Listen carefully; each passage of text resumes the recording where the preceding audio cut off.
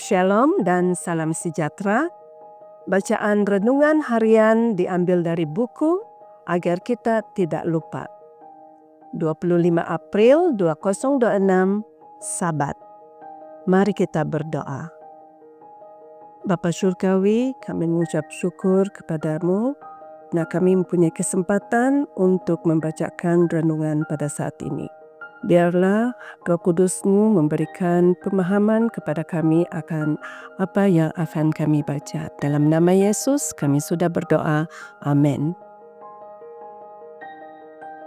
Tajuk bacaan, mentakrifkan semula mesej malaikat pertama, bahagian kelima.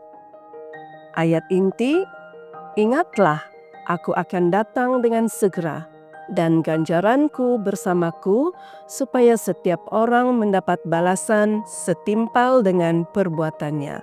Wahyu 22 ayat 12. Semalam kita melihat James White secara terbuka menegur Joseph Bates kerana keliru dalam kepercayaannya bahwa penghakiman berlaku sebelum kedatangan kedua. James menyatakan bahawa ajaran sedemikian jelas tidak berasaskan kepada firman Tuhan. Bagi James White, hari penghakiman yang besar akan berlangsung selama 1000 tahun dan akan bermula pada kedatangan kedua Kristus.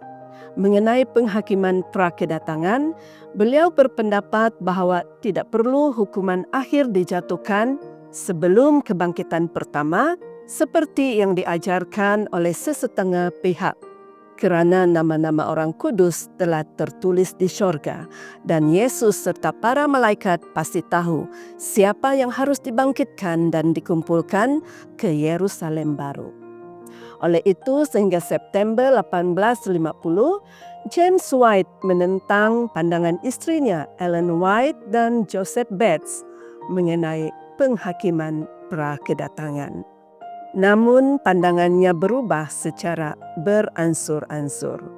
Bukti tidak langsung mengenai perubahan pandangan James White muncul dalam Advent Review and Sabbath Herald pada bulan Februari 1854 apabila beliau menerbitkan sebuah artikel oleh J.N.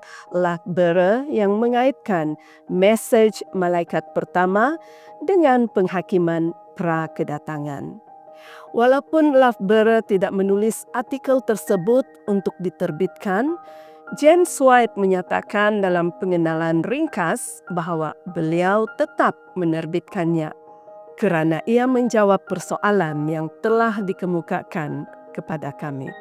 Sebarang persoalan mengenai pendirian James White telah terjawab pada bulan Januari 1857 apabila beliau menerbitkan satu penulisan lengkap mengenai penghakiman pra-kedatangan di bawah namanya sendiri.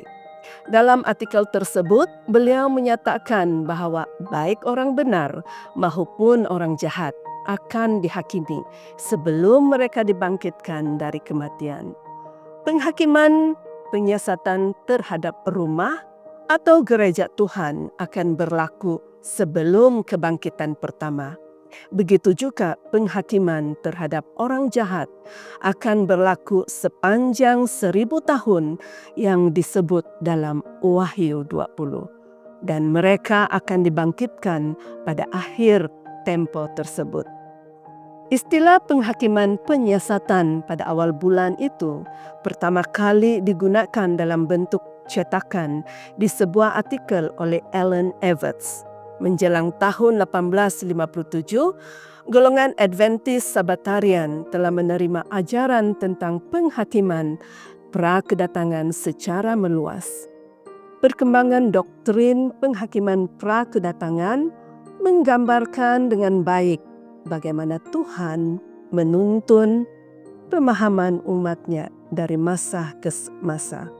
Dia sentiasa membimbing ketika umatnya berusaha memahami firman-Nya dengan lebih mendalam. Tugasnya adalah menyediakan firman itu. Tugas kita adalah mempelajarinya dengan doa sambil berusaha mengenal kehendak dan jalan Tuhan dengan lebih sempurna. Demikianlah bacaan renungan kita hari ini. Tuhan memberkati kita semua. Amin.